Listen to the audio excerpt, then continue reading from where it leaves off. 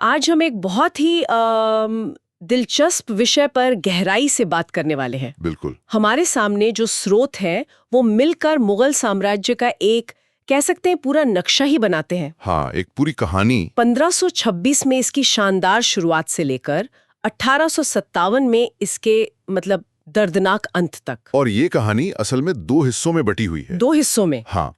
पहला हिस्सा है शक्ति का, विस्तार का, कला और संस्कृति के एक स्वर्ण युग का। और दूसरा हिस्सा है अंदरूनी झगड़ों, बाहरी हमलों और एक बहुत लंबे और कह सकते हैं उलझे हुए पतन का। तो चलिए फिर इसे खोलते हैं। कहानी शुरू करते हैं बाबर से, मुगल साम्राज्य के संस्थापक। 1526 पानीपत की पहली लड़ाई। हाँ, उन्होंने इब्राहिम लोदी को हराया, लेकिन ये सिर्फ एक और राजा की जीत तो नहीं थी। मैंने सुना है कि बाबर की सेना बहुत छोटी थी, तो ये हुआ कैसे? इसका श्रेय जाता है दो चीजों को। पहली, तोपें और बारूद का इस्तेमाल, जो उस समय उत्तर भारत के लिए मतलब एकदम नया था। अच्छा। और दूसरी, एक बहुत ही चालाक युद्ध नीति, जिसे तुलुगमा कहते हैं। तुलुगमा? जी, ये रणनीति बाबर ने उज़्बेकों से सीखी थी। इसमें सेना को कई हिस्सों में बांट दिया जाता था। एक हिस्सा सामने से लड़ता था, जबकि बाकी हिस्से दुश्मन को घेर लेते थे। हाँ, किनारों से और पीछे से घेरकर अचानक हमला करते थे। लोदी की वो विशाल सेना इसी चक्रव्यूह में फंस गई। यानी दिमाग ने ताकत को हरा दिया। और बाबर सिर्फ एक लड़ाके नहीं थे, उनकी आत्मकथा बाबरनामा, उसके बारे में भी बहुत सुना है। और वो कमाल की किताब है। मतलब उस जमाने के किसी शासक द्वारा लिखी गई शायद सबसे ईमानदार किताबों में से एक है। ऐसा क्यों? क्योंकि वो सिर्फ अपनी जीतें नहीं लिखते, वो लिखते हैं कि उन्हें भारत के आम कितने पसंद आए, लेकिन साथ ही उन्हें अपनी मातृभूमि समरकंद की कितनी याद आती है। ये एक बादशाह के अंदर के इंसान की झलक देता है, जो बहुत दुर्लभ है। बाबर ने नींव तो रख दी, लेकिन उनके बेटे हुमायूं का सफर काफी उतार चढ़ाव भरा रहा। बहुत ज्यादा। उन्हें तो 15 साल के लिए देश छोड़कर भी जाना पड़ा था। और वो 15 साल बहुत अहम है ना? बहुत अहम। उस दौरान दिल्ली पर शेरशाह सूरी का राज था। और शेरशाह सिर्फ एक अफगान शासक नहीं, बल्कि एक जबरदस्त प्रशासक थे। उन्होंने जो सुधार किए, उनका असर आज तक दिखता है। बिल्कुल। उन्होंने रुपया चलाया, जो आज हमारी मुद्रा का नाम है।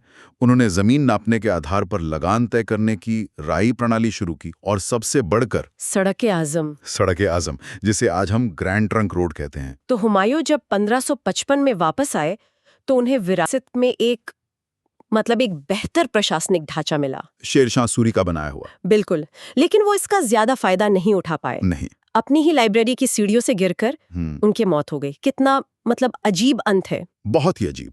और यहीं से कहानी उस मोड़ पर आती है जो मुगल साम्राज्य को उसकी असली पहचान देगा। हाँ, अकबर। मुझे जो बात सबसे हैरान करती है वो है उनकी उम्र, सिर्फ 13 साल। आज के जमाने में बच्चे स्कूल में होते हैं और वो पानीपत जैसी दूसरी लड़ाई की तैयारी कर रहे थे और एक बिखरे हुए साम्राज्य को संभालने की जिम्मेदारी ले रहे थे। सही कहा आपने। अकबर का दौर ही मुगल साम्राज्य की असल मजबूती का दौर था। उन्होंने बैरम खान के संरक्षण में शुरुआत की, लेकिन बहुत जल्द कमान अपने हाथों में ले ली। और उन्होंने सिर्फ साम्राज्य का विस्तार नहीं किया, बल्कि उसे एक स्थायी रूप दिया। और इसका एक बहुत बड़ा हिस्सा थी उनकी नीतियां। जैसे उन्होंने तीर्थ यात्रा कर और जजिया कर को हटा दिया। ये सिर्फ एक लोकप्रिय फैसला नहीं था, है ना? इसके पीछे कोई गहरी रणनीति भी थी। बिल्कुल, ये एक बहुत बड़ा राजनीतिक कदम था, सिर्फ धार्मिक नहीं। जजिया एक ऐसा कर था जो गैर मुसलमानों को देना पड़ता था। इसे हटाकर अकबर ने साम्राज्य की एक बहुत बड़ी आबादी, खासकर राजपूतों को ये संदेश दिया कि ये उनका भी साम्राज्य है। अच्छा। और इसी वजह से उन्हें वो वफादारी और सहयोग मिला जो साम्राज्य को दशकों तक मजबूत बनाए रही। ये सिर्फ उदारता नहीं, कुशल राजनीति थी। और उनकी सुलह कुल यानी सबके साथ शांति की नीति भी इसी सोच का हिस्सा थी। जी। लेकिन क्या ये कहना सही होगा कि उनके सभी फैसले उतने ही उदार थे? हल्दी घाटी का युद्ध, चित्तौड़गढ़ का नरसंहार, वो तो एक अलग ही कहानी बताते हैं। ये एक बहुत जरूरी सवाल है। इतिहास कभी भी सीधा सपाट नहीं होता। सुलह कुल उनकी राज्य चलाने की नीति थी, लेकिन जब साम्राज्य के विस्तार और नियंत्रण की बात आती थी तो अकबर एक सख्त शासक भी थे। तो हमें अकबर को उनकी नीतियों की समग्रता में देखना होगा। एक तरफ वो दीन इलाही जैसे धार्मिक संवाद को बढ़ावा दे रहे थे, तो दूसरी तरफ वो साम्राज्य की एकता के लिए किसी भी विद्रोह को सख्ती से कुचल भी रहे थे। तो जहांगीर की दिलचस्पी तस्वीरों और पेंटिंग्स में थी, लेकिन उनके बेटे शाहजहां का जुनून पत्थर और संगमरमर में था। हाँ, यहीं से मुगल साम्राज्य का वो दौर शुरू होता है जिसे आज दुनिया उसकी भव्यता के लिए जानती है। बिल्कुल। जहांगीर का दौर मुगल चित्रकला का स्वर्ण युग माना जाता है। वो खुद कला के इतने बड़े पारखी थे कि कहा जाता है कि वो किसी भी पेंटिंग को देखकर बता सकते थे कि उसका कौन सा हिस्सा किस चित्रकार ने बनाया है। वाह! और इसी दौरान अंग्रेज भी भारत में दस्तक दे रहे थे। कप्तान विलियम हॉकिंस उनके दरबार में व्यापार की इजाजत लेने आए थे। और जहांगीर के बाद आए शाहजहां, जिनका नाम सुनते ही जहन में ताजमहल आता है। ताजमहल, लाल किला, जामा मस्जिद। मयूर सिंहासन। ऐसा लगता है जैसे उन्होंने पूरे खजाने को इमारतों में बदल दिया हो। और यही बात उनके दौर की सबसे बड़ी खूबी भी थी और शायद सबसे बड़ी कमजोरी भी। कमजोरी कैसे? शाहजहां ने वास्तुकला को उस ऊंचाई पे पहुंचाया जो पहले कभी नहीं देखी गई थी। उन्होंने राजधानी आगरा से दिल्ली शिफ्ट की और एक पूरा नया शहर शाहजहानाबाद बसाया। लेकिन इन सब में बेहिसाब पैसा खर्च हो रहा था। शाहजहां के दौर को गोल्डन एज कहा जाता है, लेकिन इतनी तरक्की के बाद उनके अपने बेटे औरंगजेब ने ही उन्हें कैद क्यों कर दिया? क्या ये सिर्फ सत्ता की लड़ाई थी? ये एक बहुत जटिल सवाल है। देखिए, सत्ता की लड़ाई तो थी ही, जो मुगलों में आम थी, लेकिन ये दो विचारधाराओं का टकराव भी था। विचारधाराओं का? हाँ, औरंगजेब एक सख्त प्रशासक और कट्टर सुन्नी मुसलमान थे। वो शाहजहां के बेहिसाब खर्चों को साम्राज्य के लिए खतरा मानते थे। उन्हें लगता था कि खजाना इमारतों पर नहीं बल्कि सेना और प्रशासन पर खर्च होना चाहिए। अच्छा। तो ये सिर्फ तख्त की नहीं बल्कि साम्राज्य की दिशा तय करने की लड़ाई थी। और फिर औरंगजेब का दौर आता है, जो विरोधाभासों से भरा है। एक तरफ उनके समय में मुगल साम्राज्य अपने सबसे बड़े आकार पर पहुंचा, लगभग पूरे उपमहाद्वीप पर फैल गया। और दूसरी तरफ कहा जाता है कि पतन की शुरुआत भी उन्हीं के समय में हुई। ये कैसे हो सकता है? यही औरंगजेब के शासन का सबसे बड़ा पैराडॉक्स है। उन्होंने बीजापुर और गोलकुंडा को जीतकर दक्कन में साम्राज्य का विस्तार तो कर लिया, लेकिन इस प्रक्रिया में उन्होंने साम्राज्य के संसाधनों को निचोड़ दिया। दक्कन के युद्ध? जी, वो लगभग 25 साल चले, जिससे शाही खजाना खाली हो गया। और उनकी धार्मिक नीतियां, जैसे जजिया कर को फिर से लगाना, इसने उन राजपूतों, मराठों और सिखों को नाराज कर दिया जो कभी मुगल सत्ता के स्तंभ हुआ करते थे। तो समझिए कि औरंगजेब ने साम्राज्य को इतना बड़ा कर दिया था कि दिल्ली में बैठा बादशाह अब उसे ठीक से नियंत्रित ही नहीं कर पा रहा था। आपने बिल्कुल सही पकड़ा। साम्राज्य इतना बड़ा हो गया था कि उसे संभालना ही मुश्किल हो गया। और 1707 में औरंगजेब की मृत्यु के साथ ही महान मुगलों का युग समाप्त हो गया और पतन का वो लंबा दौर शुरू हुआ जो अगले 150 साल तक चला। और ये पतन बहुत तेजी से हुआ। औरंगजेब के बाद के बादशाहों के नाम भी बड़े अजीब हैं। बहादुर शाह प्रथम को शाह बेखबर कहा जाता था, और मोहम्मद शाह को रंगीला। ये नाम ही सब कुछ बता देते हैं। सही बात है। केंद्रीय सत्ता कमजोर हो चुकी थी और इसी कमजोरी का फायदा बाहरी ताकतों ने उठाया।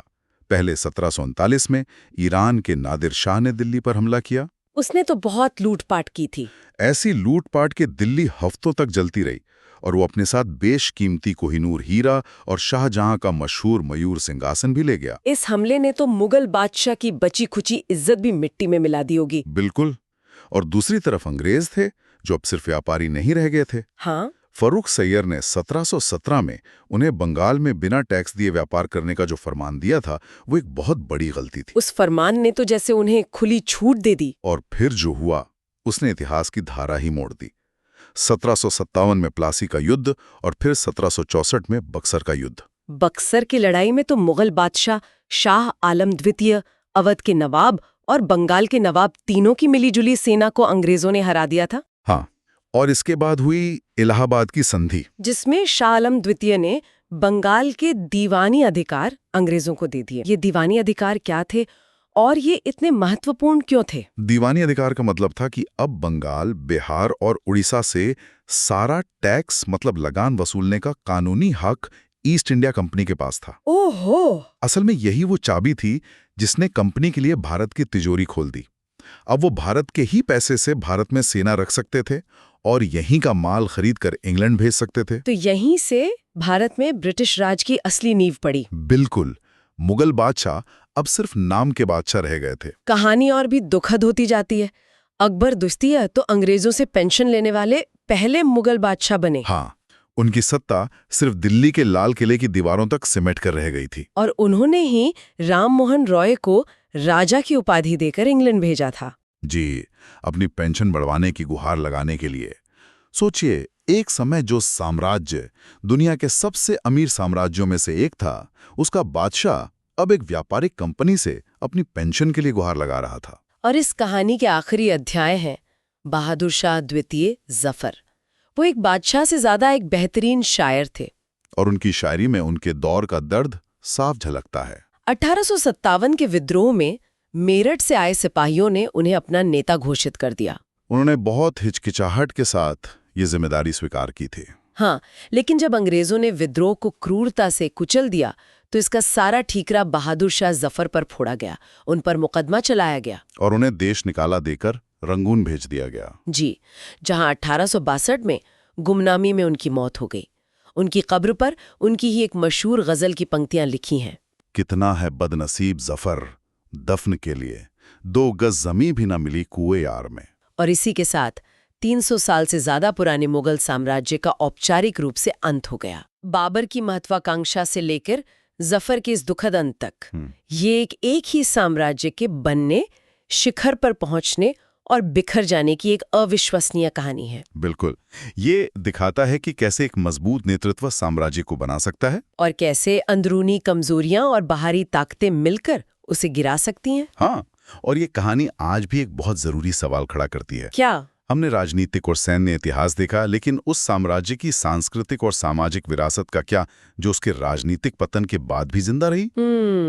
जरा सोचिए, आज भी हमारी वास्तुकला, हमारे खाने, हमारी भाषा, यहाँ तक कि हमारे पहनावे पर भी मुगल काल का प्रभाव कितना गहरा है। ये सोचने वाली बात है ना? कि क्या एक साम्राज्य का अंत उसकी विरासत का भी अंत होता है? बिल्कुल।